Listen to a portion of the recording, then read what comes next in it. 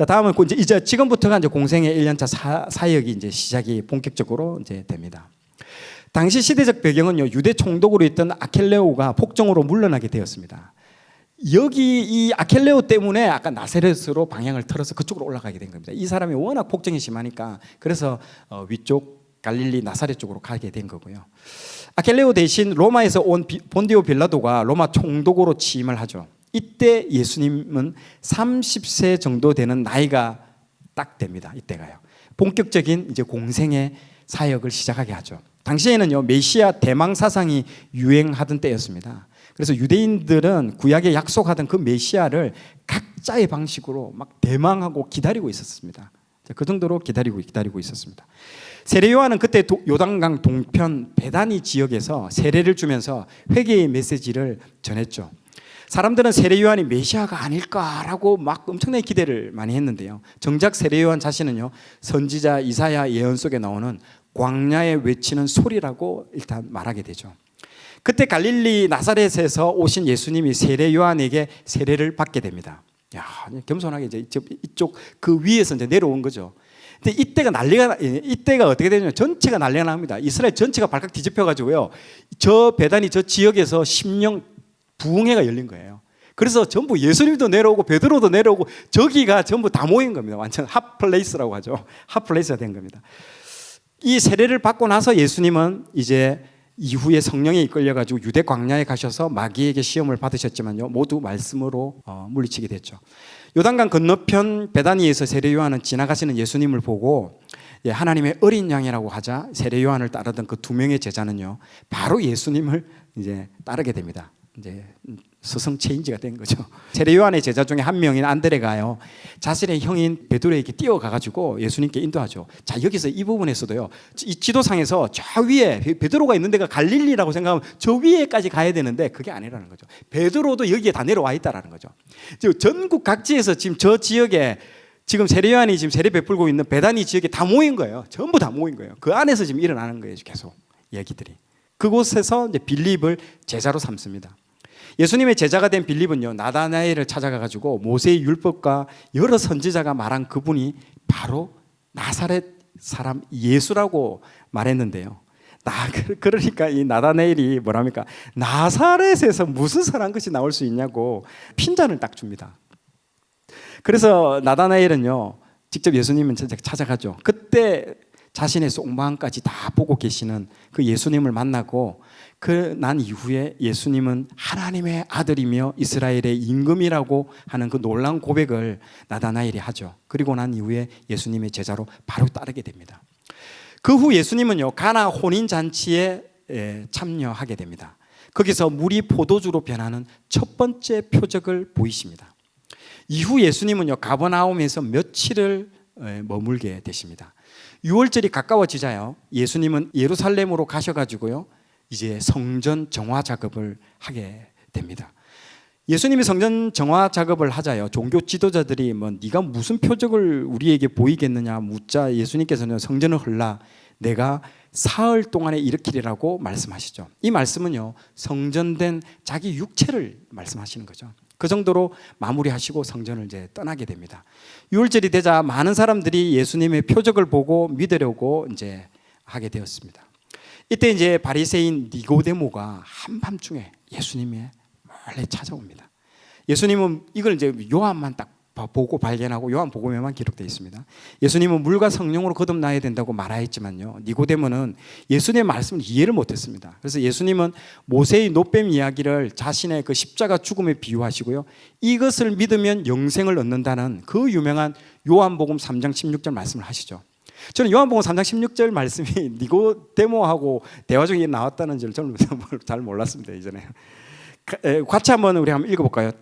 다음 장요. 시작. 하나님이 세상을 이처럼 사랑하사 독생자를 주셨으니 이는 그를 믿는 자마다 멸망치 않고 영생을 얻게 하려 하심이라. 아멘. 예. 자, 이후 예수님은요, 유대 지방에서 제자들과 함께 사람들에게 세례를 주기 시작합니다. 세례 요한은 에노온이라는 지역에서 세례를 주었는데요, 세례 요한의 제자들이 와가지고요, 선생님이 전가하던 그 예수님이 사람들에게 막 세례를 주고 있습니다. 그리고 사람들이 다 예수님에게로 다 가고요. 여기 썰렁합니다. 이래 되는 거예요, 지금. 네, 완전히 그쪽으로 다 가버린 거예요. 그쪽에는 문전성시를 이루는 거예요. 그 말을 들은 세례 요한은요, 섭섭한 마음도 있을 텐데요. 딱 그때 그 유명한 말을 하죠. 그는 흥하여야 하겠고 나는 쇠하여야 하리라라고 딱 말씀을 하고 거의 제자들이 이제 이동하는 어떤 그런 분위기가 나오죠. 그 후 세례 요한은요, 그 말을 한 이후에 바로 헤롯 안티파스가 헤로디아와 불륜 사실이 있다는 것을 바로 선지자적으로 지적을 해버리자 헤롯 안티파스는 마케루스라는 그 감옥에 세례 요한을 감금을 딱 시켜버립니다. 예수님은 세례 요한이 잡히자 예루살렘에서 갈릴리로 바로 돌아가십니다. 그런데 이때 유대인들이 잘 가시지 않는 사마리아를 통해서 가십니다. 이게 보통은 저 코스로 안 가고 이렇게 가가지고 위로 올라가거든요. 그런데 저 코스로 올라가죠. 왜? 이때 사마리아 여인을 우물가에서 만나가지고요, 자신이 주는 물을 먹는 자는 영원히 목마르지 않을 것이라는 말씀을 하게 됩니다. 그 여인이 예수님의 말씀을 알아듣지 못하자요, 예수님은 그 여인의 남자 문제를 딱 꺼냅니다. 내 남편을 데려오라 하죠. 이 여인은 예수님이 선지자라고 생각하고 예루살렘에서 드리는 예배에 대해서 딱 묻습니다.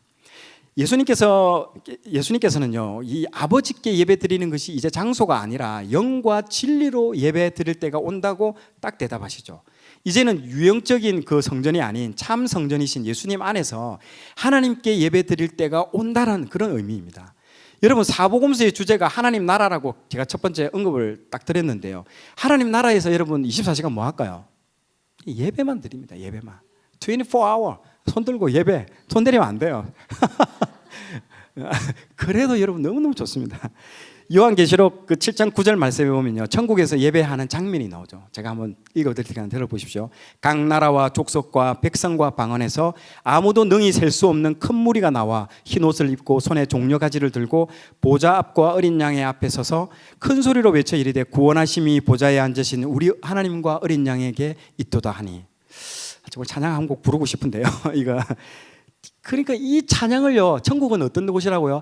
찬양을 불러도 지치지 않는 곳이라는 거예요. 예, 지치지 않고 봐도 예수님의 그 모습을 봐도 실정이 안 나고 불러도 지치지 않는다는 거죠. 이 표현을 누가 했는 줄 알아요? 성 어거스틴이 이런 말을 한 거예요. 예, 진짜 찬양을 불러도 지치지 않고 봐도 실정이 안 나요. 그런 얘기합니다. 24시간 천국은, 하나님 나라는 그런 곳이라는 얘기를 합니다. 24시간 예배 드려도 지치지 않고 이 땅에서 드리는 예배와는요, 완전히 차원이 다른 그런 예배를 드리는 곳이 저 윗동네라는 거죠. 하나님 나라라는 거죠. 예수님 지금 이 나라에서 지금 하나님 나라에서 드려질 예배를 지금 말하고 있는 겁니다. 이 여인에게. 자, 그 말을 듣고 이 여인은요, 이제 예수님이 그리스도이심을 깨닫고 동네에 가가지고 예수님을 막 전가합니다. 물동이를 버려두는 거죠. 예수님은 그러면서 동시에 예수님은요, 제자들에게 영적인 양식과 추수에 대해서 얘기를 합니다. 예. 많은 사람들이 예수님을 그 결과 믿게 되게 되었죠. 예수님은 자신의 고향 갈릴리 나사렛으로도 돌아오십니다. 그리고 안식일 날 회당에서 이사야서를 읽으시고요, 너희가 방금 들었던 이 성경 말씀이 오늘날 이루어졌다라고 말씀하는 겁니다. 그 사람이 누구다? 나다라고 얘기를 하는 거야. 그러자 회당은 난리가 난 거죠. 당시 유대인들의 메시아상은요, 다윗같이 탁월하고 막 능력 있는 그런 왕의 모습이었습니다. 고난받고 배척당하는 메시아상은요, 유대인의 머릿속에는 아예 존재하지 않았습니다. 그런데 자신과 한 동네에서 오랫동안 살았던 저 목수의 아들, 목수라는 직업도 그렇게 좋은 직업이 아니에요. 그 목수의 아들 예수가 메시아라고 증거했기 때문에 난리가 난 거죠. 뭐라고? 네가 메시아라고? 네 아는데 네 아버지도 알고. 이래 되는 거예요. 그래서 사람들이 예수님을 절벽에 밀어 떨어뜨리려고 했지만요, 예수님은 그 자리를 피하게 되었죠. 자, 지금 현재의 모습이 지도상으로 참고하시고요. 그래서 선지자가 고향에서는요, 환영을 받는 자가 없다고 말씀하시고 예수님은 나사렛을 떠나셨습니다. 이 사건으로 예수님은요, 나사렛을 이제 떠나게 됩니다. 이사를 하게 됩니다. 더 이상 여기서 못 살아요, 나사렛에서. 그래서 예수님은 가버나움으로 가는 도중에 가나에서 왕의 신하가 예수님께 찾아와 가버나움에 있는 자신의 아들이 병에 걸렸는데 아들을 낫게 해달라고 간청을 하게 됩니다. 예수님은 그 자리에서 내 아들이 살았다고 말씀하시죠. 왕의 신하는 그 말씀을 믿고요, 집으로 돌아가게 됩니다. 가는 도중에 하인을 만났는데 아들이 나았다라는 그것을 알게 되고요. 이 사건으로 집에 있는 모든 사람들이 예수님을 믿게 되는 사건이 일어나죠. 예수님은 게네사렛에서 그 갈릴리 호숫가에 있는 베드로의 배에 오르셔가지고 사람들에게 이제 말씀을 가르치기 시작합니다.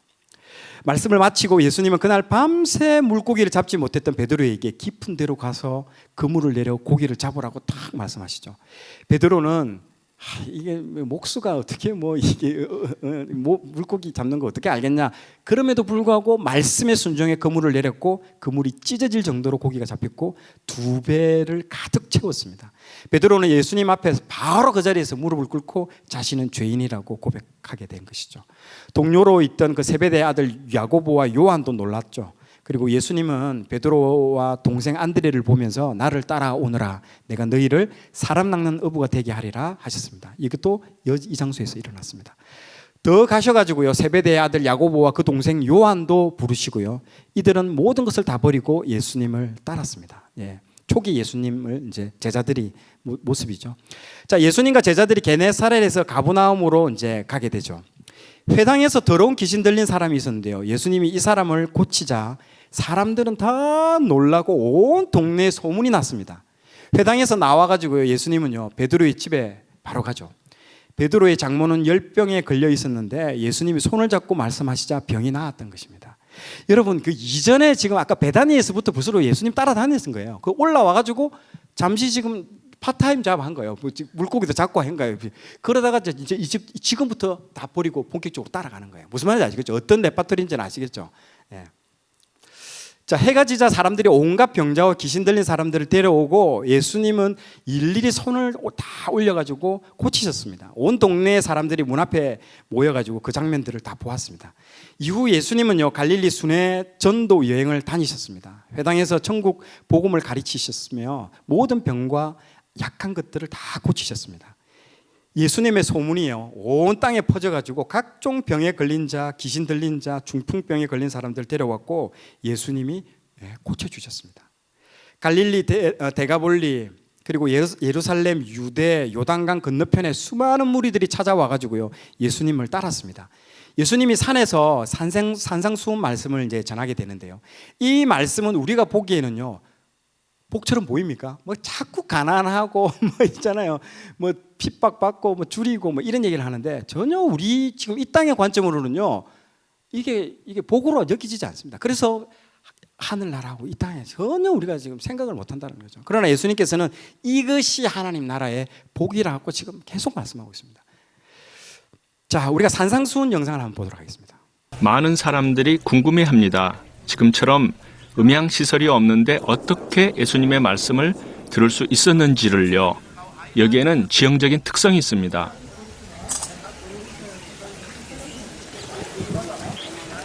갈릴리 호수와 언덕이 어우러져 소리의 전달이 쉽게 되는 것인데요.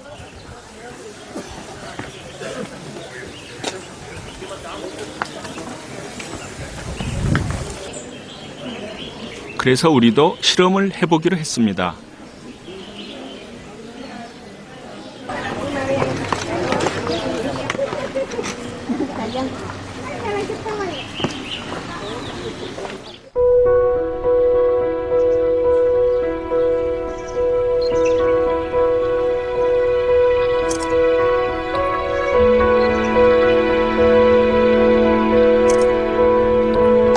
팔복교회를 벗어나 길을 따라 내려가 보기로 했는데요. 과연 저 멀리에서도 들릴까요? 좀 더 멀리 가야 될 것 같습니다. 목사님 들리세요? 들리시면 손 한번 흔들어 주세요.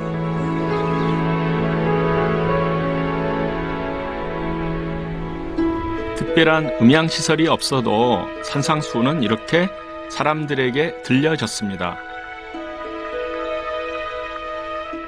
예, 신기하죠? 그래서 그 당시에 산상수훈에 엄청나게 많은 사람이 모였는데 들을 수 있었다는 거죠. 사람들이 그런 말 하거든. 이게 스피커도 없는데 어떻게 듣냐? 저기 바닷가에서 불어오는 그 바람의 소리가 말을 전달해주고 이 언덕의 위치 이런 모든 것들이 다 어우러져서 다 들리는 거예요. 신기하죠? 자, 산에서 내려오실 때에 산상수훈을 하고 이제 산에서 내려오십니다. 산에서 내려오실 때 온몸에 나병 걸린 사람이 예수님 앞으로 딱 나옵니다. 부정한 나병 환자에게 여러분 손을 대시고 예수님이 딱 손을 대고 치유합니다. 부정한 사람 손 대면 안 됩니다, 절대로. 근데 예수님이 부정한 사람에게 손을 대고 됩니다. 뇌기에 보면요, 부정한 것에 접촉하면 오염이 된다라고 말했는데요. 그런데 예수님이 부정한 나병 환자에게 손을 대셨고요. 예수님은 부정에 오염이 되지 않고 오히려 나병 환자는 정함을 받습니다. 이 놀라운 일입니다. 이게 말로 고칠 수도 있지 않습니까? 맞죠? 나아라 뭐 이렇게 할 수 있는데 이상하게 유독 문둥병자에게 터치를 한 겁니다. 엔카운터랍니다. 이 굉장히 중요한 겁니다. 터치를 한 겁니다. 만졌습니다. 이 사건을 통해서요, 예수님이 메시아이신 것을 복음서 저자는 지금 말하고 있다는 겁니다. 이 자체가요. 예. 그래서 이 십자가는 반대입니다. 십자가는 예수님이 우리의 더러운 죄가 예수님께 가고요. 예수님의 거룩함이 나한테 오는 거. 십자가는 서로 쌍방향이 맞교환이 일어납니다. 그러나 여기 이 질병 고치는 데서는요, 반대. 내한테 오고 여기는 예수님께는 적용이 안 된다라는 거죠. 예, 그게 다르다는 겁니다. 약간. 예, 우리 레위기 강의 들어보셨죠? 그때 그 맞교환이 일어난다는 부분들입니다. 자, 나병 환자가 치유되었다는 그 소문이 나서요, 수많은 사람들이 막 여기저기서 이제 찾아옵니다. 예수님은 마을에 들어가지도 못하게 되셨고요, 한적한 곳에서 기도하셨습니다. 시간이 지나자 예수님은 가버나움으로 가셨고요, 소문을 듣고 사람들이 막 구름대처럼 몰려오기 시작합니다. 어떤 사람들이요, 지붕을 뚫고 중풍병자를 막 데려오기도 하고요, 중풍병자가 치유되면서 온 동네 사람들이 하나님께 영광을 돌리게 되는 것이죠. 그리고 자신에게 죄를 사하는 권세가 있음을 이때 선포를 하게 됩니다. 마태복음 1장 21절에 보면요, 아들을 낳으리니 이름을 예수라 하라. 이는 자기 백성을 그들의 죄에서 구원할 자이심이라. 이 말씀이 메시아의 정체성을 잘 보여주고 계십니다. 제가 지금 계속 얘기하는 게요, 처음에 말했던 이 세 가지 주제에 벗어나지 않습니다. 예수님이 첫 번째 뭐랬습니까? 예수님이 누구냐라는 거죠. 예수님의 정체성. 두 번째가 뭐랬죠? 하나님 나라. 세 번째 제자도. 이 제자도가 뭡니까? 하나님의 이 나라에 사는 백성들은 어떻게 살아야 되냐, 어떤 사람들이냐, 그 얘기하는 거예요. 이 세 가지를 지금 벗어나지 않고 계속 지금 반복적으로 얘기하고 있는 겁니다. 그래서 이 관통해야 됩니다, 이것들을. 그러나 유대인들은요, 죄를 사하여 주시는 것보다도요, 뭘 관심이 있었다? 이놈의 이 로마 제국에서 압제에서 벗어나는 이 해방되는 것에 더 관심이 있었어요. 죄 이거 별로 관심 없었어요. 서기관들은 왜곡된 메시아 사상을 가지고 있었기 때문에 예수님을 신성모독으로 생각하게 됩니다. 그때부터 죄를 사하여 준다고 네가 뭔데? 이렇게 생각하는 거죠. 자, 예수님은 그곳을 떠나가지고 바닷가에 가서 큰 무리들을 이제 가르치게 되죠. 또 지나가다가 누굴 만나냐? 마태라는 사람이 세관에 있는 것들을 보시고 나를 따라라고 말씀하시자 세리 마태는 일어나서 예수님을 따르게 되죠. 여기서 그 세리는요, 그때도 말했다시피 그 출입국 관리소 세관의 업무를 한다고 보시면 됩니다. 세금이 아니고요. 자, 그리고 마태는 예수님을 위해서 큰 잔치를 하게 되고 그때 바리새인과 서기관이 와가지고요, 세리와 죄인들과 식사한다는 이유로 제자들을 막 비방하게 됩니다. 이때 예수님은요, 딱 이런 말씀을 하시죠. 건강한 자에게는요, 의사가 필요 없고 병든 자에게 필요 있으며 자신은 의인을 부르러 온 것이 아니라 죄인을 부르러 오셨다고 딱 말씀을 하십니다. 또 그때 세례 요한의 제자들이 예수님께 와서 물었습니다. 자신들과 바리새파 사람들은 자주 금식을 하는데 왜 예수님의 제자들은 금식을 하지 않느냐는 것이죠. 이때 예수님은 세 가지 비유를 하십니다. 첫째로, 결혼식에 참석한 사람들은 신랑과 함께 있을 때 슬퍼할 수 없다. 신랑을 뺏길 때가 올 텐데 그때 금식할 것이다. 둘째로, 새천 조각을 낡은 옷에 붙이면 옷이 망가질 것이라고 얘기를 하시고요. 세 번째로는요, 낡은 부대가 터지기 때문에 새 포도주는요, 새 부대에 담으라고 얘기를 하죠. 이게 공생의 1년 차까지의 정리를 이 말씀을 통해서 정리를 하게 됩니다. 자, 오늘 내용이 좋았다면 좋아요, 구독 부탁드리겠습니다. 좋아요, 구독, 알림 설정은 콘텐츠 제작에 큰 힘이 됩니다.